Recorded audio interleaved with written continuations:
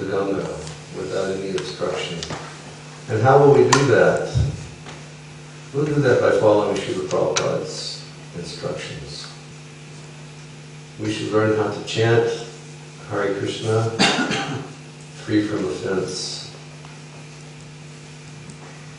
Srila Prabhupada said, please, chant your prescribed number of rounds per day. Srila Prabhupada said, please, strictly follow regulative principles. Srila Prabhupada said, please, study my books. One time back in 1976, I had a ladies, I was living in Toronto, Canada at that time, and and because I was a married man, I had a ladies' Sankirtan party. And these ladies were really, really good book distributors. Wow, they were so good. They could distribute 100 Bhagavad Gitas a day, and I mean, they were good. Sometimes more. And we went to the Summer Olympics in Montreal, Canada in 1976.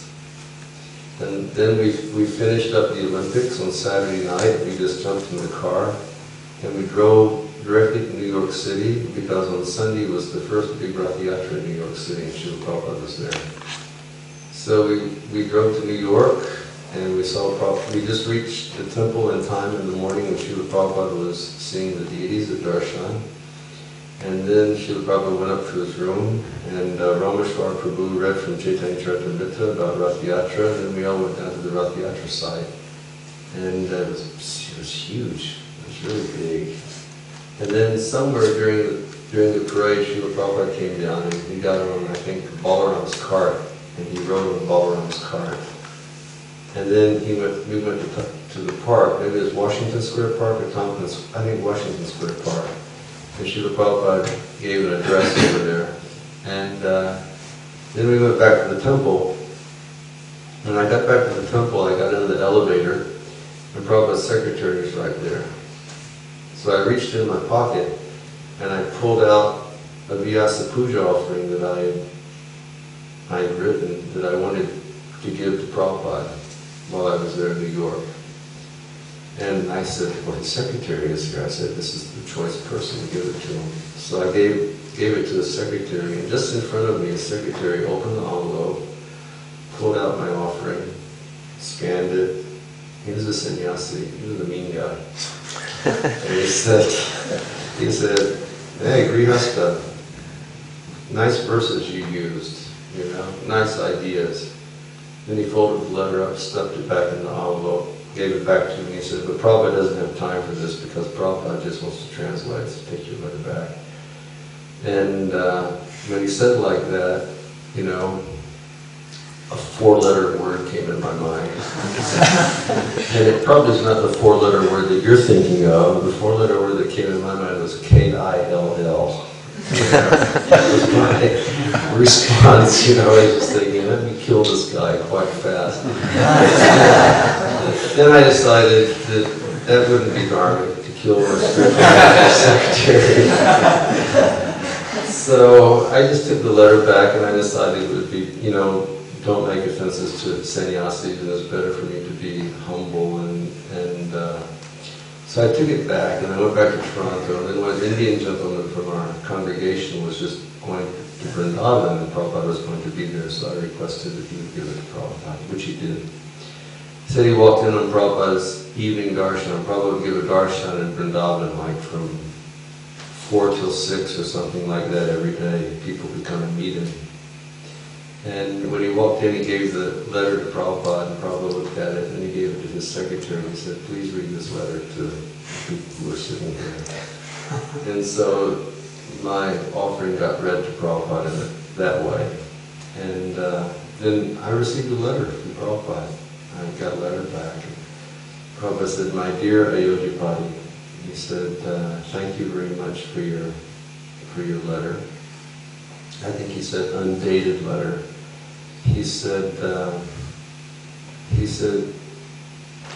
the contents of your letter are correct to the Siddhanta. Basically, I began my letter by saying that I was a very unfortunate and fallen person. I'd taken birth in a real bad family.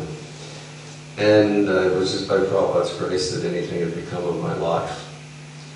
And Prabhupada, he said, your Siddhanta is correct. He said, your letter is correct to the Siddhanta. And then he wrote, he said, I can tell from your letter that you've been reading my books. He said, therefore, and then he quoted a verse from Chaitanya Charitamrita. Prabhupada said, therefore, he said, please always study my books. He said, if you will always study my books, he said, you will never be affected by any type of illusion, you know. And he said, and he concluded, he said, I thank you very much. So we should chant the prescribed rounds that Srila Prabhupada has requested us to chant. We should try to chant attentively. We should try to chant free from offense. We should strictly follow principles.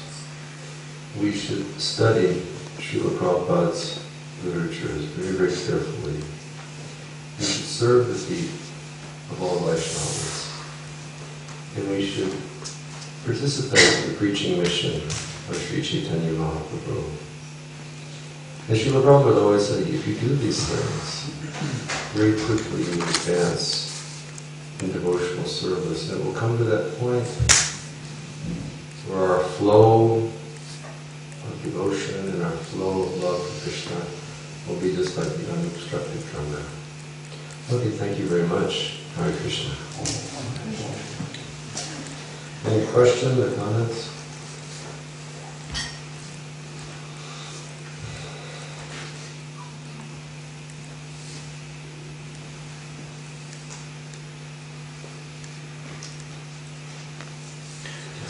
Maharaj, are the Pandavas eternally liberated souls? I should think so. They're the Lord's eternal associates.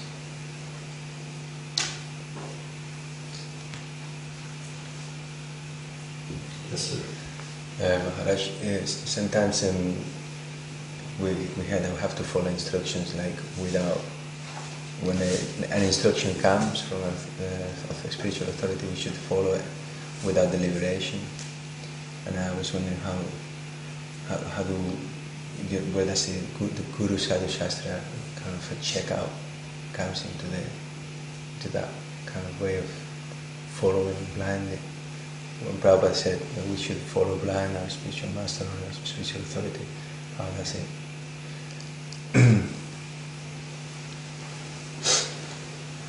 Well, we generally try to have people in our society as authorities who are spiritually competent and intact. And thus, every time you receive an instruction, it's not required that you doubt the instruction. But there's always the perspective for doubt.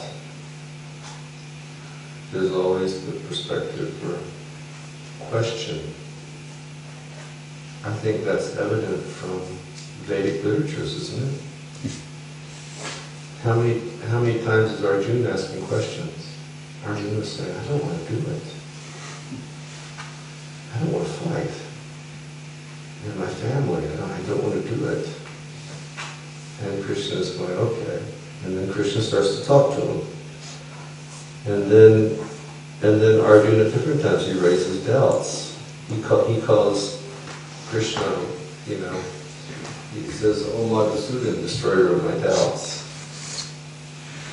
So doubts can be there, and how will doubts be eliminated unless we raise questions? And then Krishna states in the Bhagavad Gita, he says, "Tadvidi pranipadena pariprashnena seveya." What does prashna mean?